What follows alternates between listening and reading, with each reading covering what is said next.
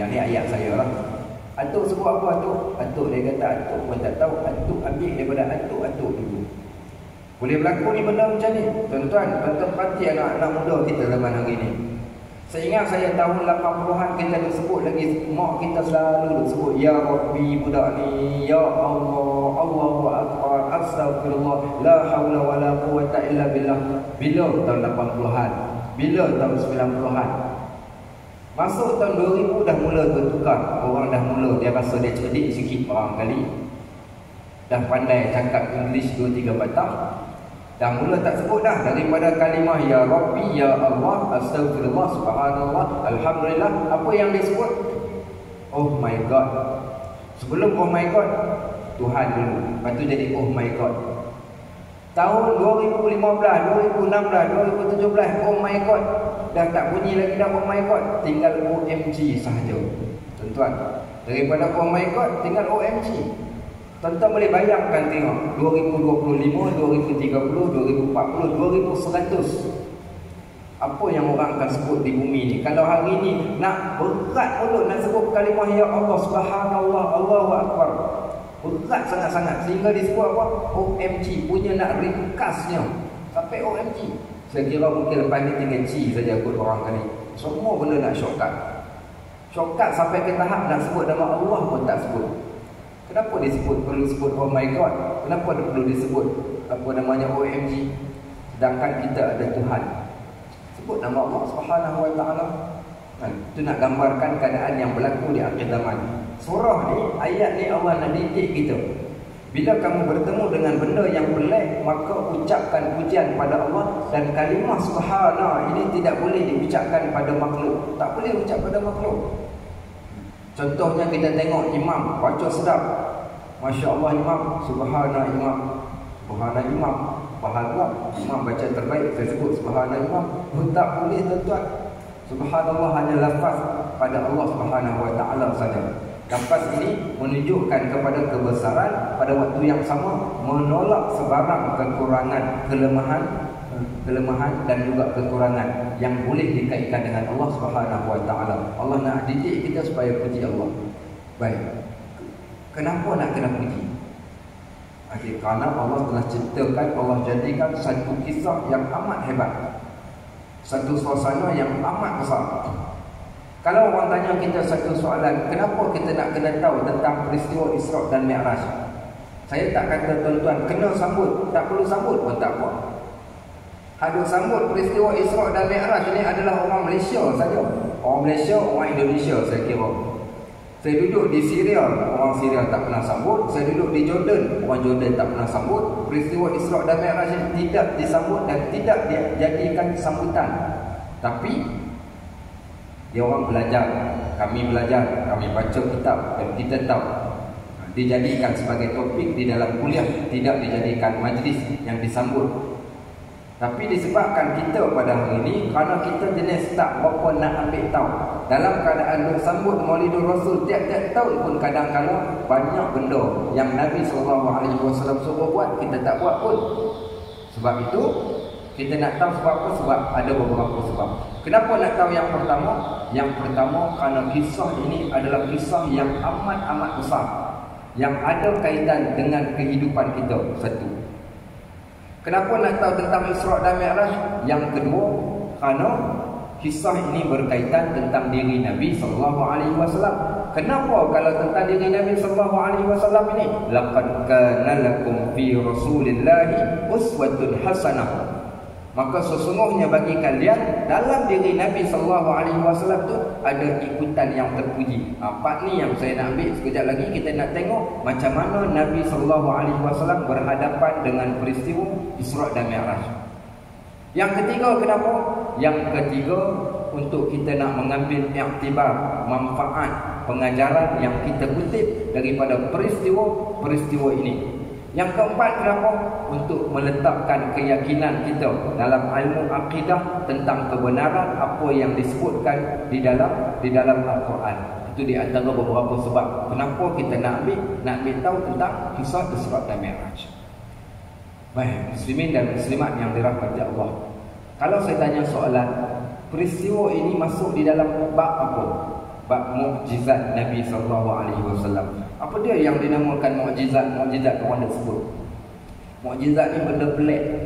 Benda pelik tu apa? Benda yang manusia tak boleh buat tapi boleh berlaku. Banyak di dalam dunia ini berlaku benda-benda yang pelik. Contoh, tuan-tuan tahu di Kedah ada satu tempat, nama tempat ni Pendang. Mungkin ada orang Kedah di sini. Pendang ni satu kawasan ni sebahagian daripada orang Pendang ni bila dia cakap slang dia bunyi siap. Contoh saya sebut, dia nak tanya nak pergi mana, mu nak pergi mana dia. Pergi kedai dah kata beli ikan lali di murah 25 kilo RM10. Tuan-tuan tahu di Kedah ikan murah. Jadi dia orang jual kat ITC. Ikan murah mu kat dia panggil market. Bunyi dia slang siap orang kawasan Pendang. Satu cerita di Pendang ni apa berlaku? Budak-budak duk main waktu petang ni pergi main dekat surau. Tiba-tiba budak-budak ni ternampak kain sejadah 4-5 ekor kain sejadah tu bertenggek kat atas lantai macam orang tengah solat.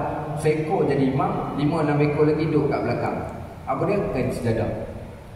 Budak-budak ni berderai balik ke rumah, pergi cerita dekat mak-mak masing-masing. Mak pergi tengok partner dia kata lu pergi kat surau, kain sejadah tengah solat mak oi. Tu orang Pendang cakap lah. Dia cakap dia macam tu bunyi dia slang siap. Dia kata mak anu kain sejadah tengah solat lu mai kai tahu tak mai lekas, mai cepat. Okey. Mai kai tengok tu kain sejadah tengah solat. Makcik-makcik dia semua tinggal poyok belanga ni pergi tengok dekat surau. Tengok-tengok sungguh tuan-tuan. Kain sejadah ada 5-6 kain sejadah bentuk macam orang tengah solat duduk bertenggek kat atas soft. Satu kain sejadah ni duduk kat depan sekali jadi imam, hak belakangnya jadi makmum. Panggil tu imam pula datang, dia kunci pintu-pintu surau ni. Saya kira mungkin dia takut kain sejadah tu lari keluar pun, dia tutup habis semua surau ni. Tak cukup, panggil pula TV3 datang. Kalau tuan-tuan ingat cerita ni belasan tahun yang lalu, TV3 masukkan dalam buletin jam 8. Panggil wartawan TV3. Wartawan TV3 datang, temu ramah makcik tu tadi. Apa pandangan makcik, apa perasaan makcik dapat tengok satu peristiwa yang besar ni? Itulah dia kata makcik tak tahu lah, barangkali mungkin orang tak nak solat ke sejadah datang tumpang solat lah nak oi. Kata makcik ni. Dia kata orang tak nak solat ke sejadah datang tumpang solat. Saya apa dia belajar waktu tu. Waktu tu saya mengajar di satu tempat. Ada orang tanya soalan pasal cerita tu. Kat tangan ustaz nak tanya satu soalan. Sila. Soalan apa? Ustaz tahu tak berlaku di Pendang Kedah satu peristiwa yang amat ajaib. Peristiwa apa? Cerita ke sejadah tengah solat. Saya pun tanya dia balik, ajaib kau cerita tu? Dia kata ajaib lah ustaz. Saya kata ke sejadah tu bergerak. Dia diam. Gerak tak bergerak? Tak bergerak. Ke sejadah tu dalam keadaan berdiri berada di awang-awangan? Dia kata tak. Habis itu macam mana kedudukan ke sejadah? Duduk bertenggek saja kat atas lantai. Bergerak tak bergerak pun. Saya kata itu bukan ajaib. Awak nak tahu benda ajaib apa? Dalam ilmu akidah, perkara yang ajaib, benda yang pelik tu ada definisi dia. Apa definisi benda yang ajaib ni? Iaitu amrun khariqun lil adat. Ajaib itu adalah benda yang berlawanan dengan adat. Selagi tak berlawanan dengan adat, benda tu tak ajaib. Saya kata berlawanan dengan adat, kalau sejadah macam tu tak berlawanan. Berlawanan dengan adat kalau sejadah tu bergerak, yang tu berlawanan dengan adat. Berlawanan dengan adat dia bila kain sejadah tu boleh berdiri, boleh rukuk, boleh sujud, keluar suara lagi, yang tu pelik. Setakat bertenggek kat atas lantai, cuba pergi tanya makcik-makcik kita yang pandai buat perubahan. Bukan sekadar bentuk orang tengah solat, bentuk kereta kepai pun dia boleh buat dia. Ubah. Kain sejadah tu dia ubah boleh jadi macam-macam bentuk. Setakat apalah sangat nak buat bentuk macam orang tengah solat. Saya kata tu pelik. Awaklah yang pergi cari benda hal tak pelik, kita duk kata pelik. Sedangkan Allah Subhanahu Wa Taala berikan pada kita banyak benda-benda pelik hal kita boleh fikir. Afala yanzuruna ilal ibili kaifa khuliqat wa ilal samai kaifa rufi'at wa ilal ardi kaifa sutihat wa ilal jibali kaifa nusibat. Allah kata, manusia, pasal apa kau orang tak pergi tengok macam mana kami ciptakan unta? Pergilah tengok kami ciptakan unta macam mana. Kenapa kamu tak tengok macam mana kami angkat langit tanpa tiang? Bi ghairi amadin tarawnaha, kami angkat langit tak ada tiang pun. Kenapa kamu tak tengok macam mana kami hamparkan bumi ini menjadi hamparan?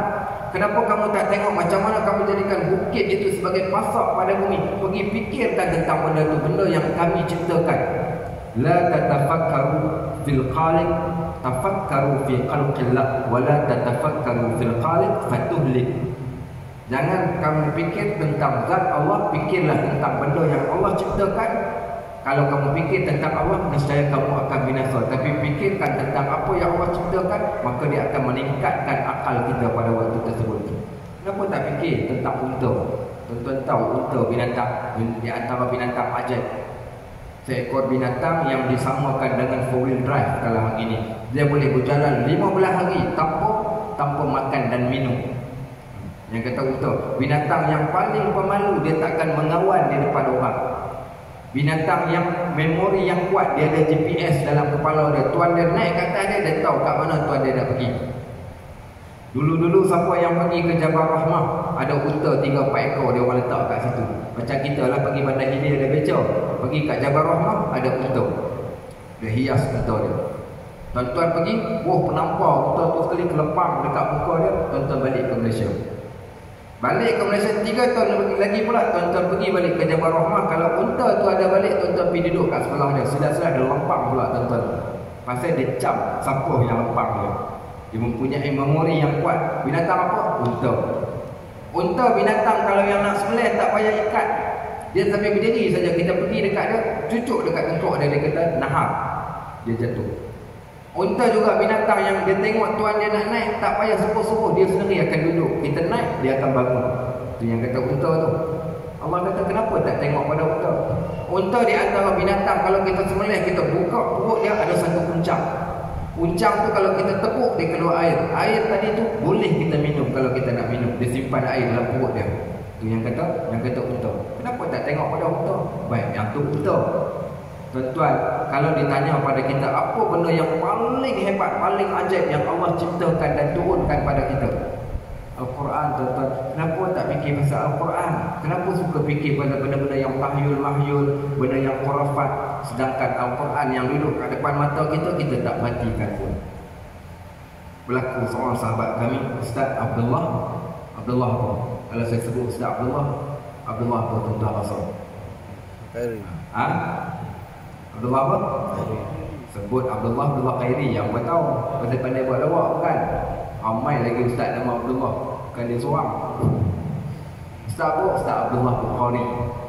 Tuan-tuan carilah YouTube ke pasal dia banyak cerita tentang topik Al-Quran. Saya suka dia. Sebab topik dia topik tentang Al-Quran. Dia banyak buka minda orang tentang Al-Quran. Dia cerita kawan kami ada seorang duduk Jepun. Kawan kami ni duduk kat Jepun. Engineer, degree kat sana, master kat sana, dapat IR, bekerja di Jepun. Waktu dia bekerja di Jepun ni, dia tengok orang Jepun ni di antara orang yang tak suka agama. Ramai orang Jepun, orang yang tidak ada agama. Orang yang tak ada agama. So apa dia buat? Dia ambil peluang, dia kata peluang dia untuk nak berdakwah pada orang Jepun. Maka tiap-tiap hari Sabtu, hari Ahad, dia pergi tunggu dekat masjid, dekat satu tempat nama dia Kobe. Satu tempat di Jepun ni nama dia Kobe. Pergi dekat Kobe, tiap-tiap hari dia duduk tenggek kat depan masjid ni. Dia tengok ada orang Jepun yang datang, dia kata, kalimah tak boleh faham macam tu lah kodak, saya pun tak tahu bahasa Jepun. Tunduk bagi hormat sikit, dia kata, silalah, dia kata datang, saya nak ceritakan kat tuan-tuan tentang masjid kami. Bawa masuk tengok ni kiblat, kami solat dekat sini, kenapa kami solat. Diceritakan tentang Islam. Siapa pun, dia orang ni orang yang baik kan, dia suka dengar. Baik. Last sekali bila ditanya kepada dia macam mana dia dah berdakwah kepada mereka, dia kata berdakwah dengan menggunakan Al-Quran. Macam mana cara? Caranya dia kata setelah dah diceritakan habis, dia pun cerita kami orang Islam ada satu kitab. Kalau kita orang Islam kita panggil Al-Quran, tapi dia nak bagi orang Jepun tu rasa wow. Dia tak kata kitab Al-Quran, tapi apa dia kata? Kitab hikmat. Mau kita pun kita cakap ke anak kita, mak ada satu kitab hikmat, mak simpan bawah bantal. Malam nanti mak tunjuk kat kau. Kau tunggu pukul 12 malam nanti mak tunjuk. Anak kita, kitab hikmat apa ni? Tepat pukul 12 malam anak kita ketuk pintu bilik, mak dah pukul 12. Mak kata nak tunjuk kitab hikmat. Kita pun buka bantal, jeng. Apa dia mak? Al-Quran. Apa nak kita kata? Eleh. Ingat kau apa benda? Eleh tuan-tuan. Tuan-tuan tahu tak kita Al-Quran tu bila dibacakan pada orang Jepun jadi macam mana? Panggil orang Jepun semua duduk. Sound system mau cantik. Okey, dah ready semua? Dah ready. Okey, saya akan bacakan. Tuan-tuan nak tahu kitab ni hikmat tak hikmat? Sekarang tuan-tuan dengar saya baca. Dibacakan dengan baik, cara bacaan yang baik. Akhir sekali ketika tengah baca semua dia orang diam. Sebab tu kita dituntut bila ada orang baca Quran jangan bercakap. Fa iza quri'a 'alaikumul Quran fastami'u lahu wa ansitu. Bila dibacakan kepada kalian Al-Quran, pasang telinga untuk dengar dan diam, jangan berkata-kata. La'allakum turhamun, mudah-mudahan kalian akan dirahmati. Semua dah diam. Dia dengar. Baik. Macam mana dia nak tahu? Jepun tadi tu dia dah tertarik kepada Islam. Bila dibacakan saja Al-Quran, tiba-tiba dia buat macam ni. Tahu tak kenapa dia buat macam ni? Kenapa? Apa tahu? Tahu kenapa dia buat macam tu? Ya, mengemang bulu roma mengemang. Tuan-tuan kalau tak percaya, tuan-tuan dengar Al-Quran semua-semua, perhati dengan orang yang baca Quran, tuan-tuan buka minda ni, buka hati dengar elok-elok, mengemang bulu roma. So bila ditanya macam mana tahu? Jepun ni Jepun yang boleh makan, maksudnya boleh didakwahkan pada dia. Dia kata mana-mana Jepun yang gosok tangan, Jepun tu kita ambil nombor telefon, kemudian kita buat follow up sampai dia masuk Islam. Baik, ya ke Ustaz? Okey, nak tahu tak tahu, kalau tuan-tuan ada handphone malam ni, tuan-tuan buka surah Az-Zumar. Okey, surah Az-Zumar ayat 23. Okey, tuan-tuan buka surah Az-Zumar ayat 23. Saya pun tumpang buka sekali. Okey. Apa yang ada handphone canggih-canggih, kalau Nokia 3201 tak dapat lah. Kalau ada line internet boleh, kalau tak ada tak boleh tolong juga. Buka surah Az-Zumar.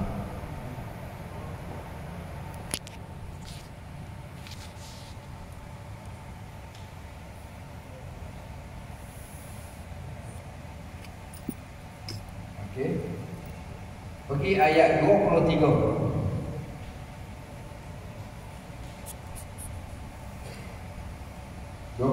Surah Az-Zumar.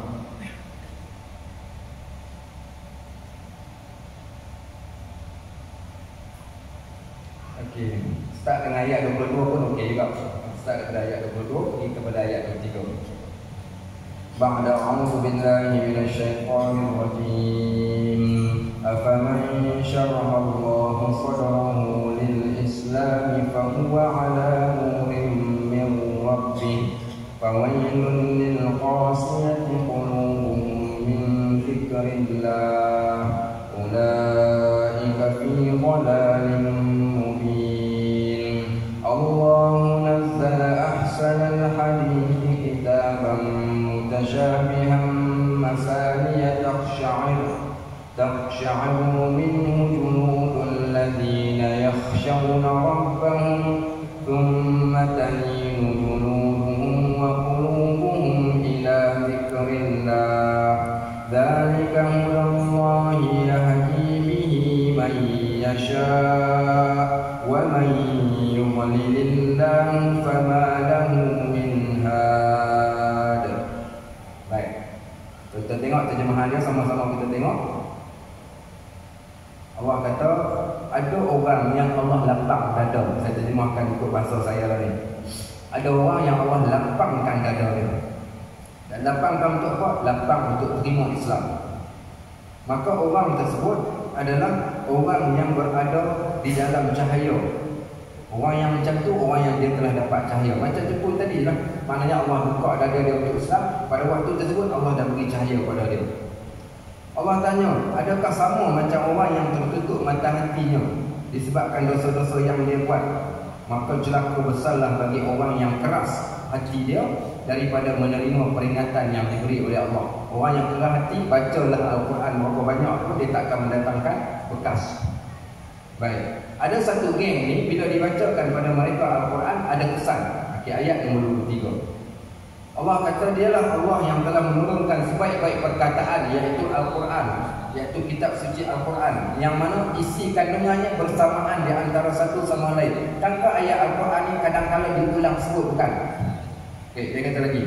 Maka dia kata, oleh kerana siapa yang mendengar ataupun siapa yang membaca ayat-ayat Al-Quran ni, maka kulit badan dia akan menjadi seram. Maksud kulit badan jadi seram, iaitu dia akan jadi meremang bulu roma, seram sejuk. Itu maksud. Buktinya dalam surah ataupun ayat ini menggambarkan kepada kita Al-Quran ada kesan ke tak ada kesan? Al-Quran ada kesan. Ada kesan kat mana? First kali pada kulit badan manusia pun Al-Quran boleh mendatangkan kesan. Yang kita katakan kehebatan Al-Quran. Kalaulah pada kulit pun boleh bagi kesan, ini kan pula kepada hati.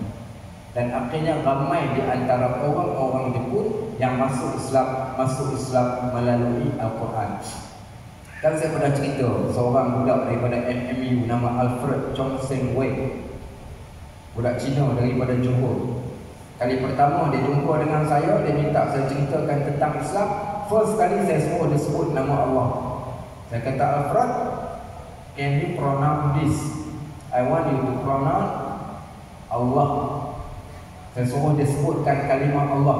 Saya kata dekat dia, kau sebut kalimah Allah tu sampai rasa bergetar dekat dada. Dia pun sebut Allah. Dia sebut saja kalimah Allah, maka dia berubah. Saya kata sebut sekali lagi, biarkan perkataan tu seakan-akan berjalan dalam tubuh badan. Dia sebut kali yang kedua, muka dia memang dia sebut Allah. Akhirnya saya kata, Alfred, sekarang saya nak bagi awak dengar. Saya buka kepada dia surah Fussilat. Dan amat menakjubkan, kali pertama dia mendengar Al-Quran, dia menundukkan kepala dalam keadaan kedua belah mata dia menangis. Kedua belah mata dia menangis. Saya tanya dia, Alfred, what happened? Dia kata, saya pun tak tahu. Tapi dia kata, saya dengar saja Al-Quran ni, dia kata rasa satu macam. Dan air mata tu keluar tanpa dipaksa-paksa. Nampak yang kata kesan Al-Quran. Sampai hari ini dia masih Islam. Saya ingat saya dia dah masuk Islam hampir 7 tahun dah. Hampir 7 tahun dia dah masuk Islam. Sekarang dia jadi Sirsaha MECMA, iaitu Persatuan Chinese Muslim Malaysia. Nama Alfred, budak muda, bujang lagi, tak kahwin lagi sampai ke hari ini.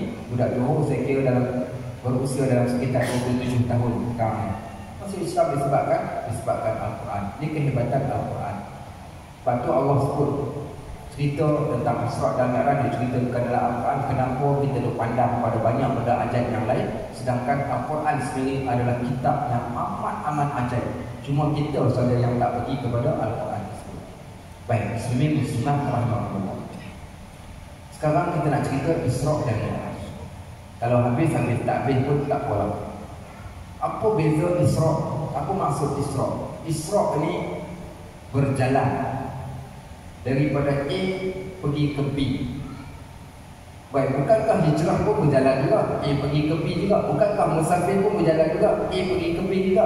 Okey, sekarang kita tunjukkan beza. Apa makna Isra, apa makna musafir, apa makna hijrah, supaya kita faham. Bila kita sebut Isra ni, iaitu sesuatu kita bukan berjalan seorang, tapi kita dibawa berjalan. Yang tu nama Isra. Maksudnya Isra ni apa? Berjalan daripada A pergi kepada B, tetapi bukan dengan kita yang berjalan, tapi kita diperjalankan. Ada orang yang bawa kita. Tanya Kak Mi'ah lama tak nampak pergi mana? Dia kata anak Isra saya pergi KL. Apa Kak Mi'ah? Anak Isra kan saya pergi KL. Anak Isra apa benda tu? Anak bawa saya dengan kereta dia pergi KL. Betul tak betul? Satu sudut dari segi bahasa betul. Anak dia Isra kan dia pergi KL. Bila dia hantarnya? Dia bawa saya semalam, dia hantar saya semalam juga. Yang tu nama Isra. Beza Isra dengan yang lain. Isra ni perjalanan yang cepat, pergi ke satu tempat dan pulang balik pada masa yang sama, pada waktu tersebut. Itu kita panggil Isra. Bukan dia berjalan, tapi dia diperjalankan. Apa beza dengan hijrah? Hijrah ni pula pergi daripada satu tempat ke satu tempat, tapi tak tahu bila balik. Yang tu dipanggil hijrah. Apa beza dengan musafir pula? Musafir pergi ke satu tempat dan dia tahu tempat tujuan dia dan dia tahu bila dia nak balik. Yang tu kita panggil musafir. So tahu dah kan beza? Apa beza Isra, apa beza hijrah dan apa beza musafir. Apa dia makna Mi'raj? Ya'rujul malaikata. Mi'raj ni panjat, naik sesuatu benda yang bertingkat, kita naik, kita panggil Mi'raj. Tetapi kalau pendek ataupun singkat, tak tinggi, kita tak panggil mi'raj. Sesuatu benda yang tinggi baru kita boleh sebut mi'raj. Sebab Nabi SAW dinaikkan daripada Baitul Maqdis, naik sampai ke Sidratul Muntaha, tempat yang tak pernah disampai oleh mana-mana manusia. Maka disebut dengan kalimah mi'raj. Maksudnya yang menaik. Isra berjalan di bawah, mi'raj naik ke atas. Baik. Untuk kita nak memahami peristiwa ni lagi, kita nak ambil pengiktibaran daripada kisah ni, kita nak tahu. Baik, Allah Subhanahu Wa Taala tahu ke tidak tuan-tuan, ciptakan manusia di dalam keadaan lemah. Kita ni diciptakan Allah dalam keadaan lemah. Khuliqal insana dha'ifa. Allah kata kami ciptakan manusia ni dalam keadaan serba lemah. Semua benda kita ni kita terpaksa minta bantuan orang. Kita tak boleh buat seorang-seorang. Menunjukkan manusia lemah. Sampaikan nak cipta air pun tak boleh. Nak minta, nak turun hujan pun manusia tak boleh. Itu yang kata manusia lemah. Masuk waktu lagu? Belum. Ada bunyi ya? Sekejap lagi ya? Masuk waktu kita atas sekejap. Baik. Kemudian, bila kita katakan manusia itu Allah ciptakan dengan sebarang, dengan kelemahan, apa buktinya dalam Al-Quran? Allah kata innal insana khuliqa halu'a idza massahu syarru jazu'a idza massahu khairu manu'a illa al-musallin. Allah kata kami ciptakan manusia ni dalam keadaan keluh kesah. Keluh kesah ni dia rasa sedih, kadang dia rasa seronok, kadang dia rasa bimbang, kadang dia rasa tak ada mood, kadang dia rasa stres. Baik tuan-tuan, Nabi SAW manusia ke tak? Nabi manusia. Nabi stres ke tak stres? Nabi seorang yang pernah stres. Nabi bersedih tak? Nabi juga sedih. Nabi kadang-kadang rasa seronok tak? Ya, kadang-kadang dia rasa seronok. Pernah tak Nabi rasa bimbang? Pernah tak Nabi rasa sedih? Pernah. Okey, apa buktinya? Sebelum berlaku peristiwa Isra dan Mi'raj telah berlaku satu tahun yang besar. Tahun ini dirakamkan di dalam sejarah, dinamakan tahun ini sebagai Tahun Amul Hazni, Tahun Duka Cita. Kenapa tahun itu nama Tahun Duka Cita? Yang pertama, isteri yang dia sayang meninggal dunia. Yang kedua, bapa saudara yang menjadi tulang belakang dia Abu Talib juga meninggal dunia. Tahun tu nama Tahun Duka Cita. Sedih tak Nabi sedih? Sedih pertama kematian dua orang ni. Sedih yang kedua orang Mekah. Orang Mekah tak terima dakwah dia. Semua mereka tolak dakwah Nabi SAW. Pergi berdakwah, masuk ke kawasan dekat dengan Kaabah, baca Al-Quran. Apa dia orang buat? Yaj'alu asabi'ahum ala azanihim. Mereka letak 12 jari kat telinga. Tak nak dengar.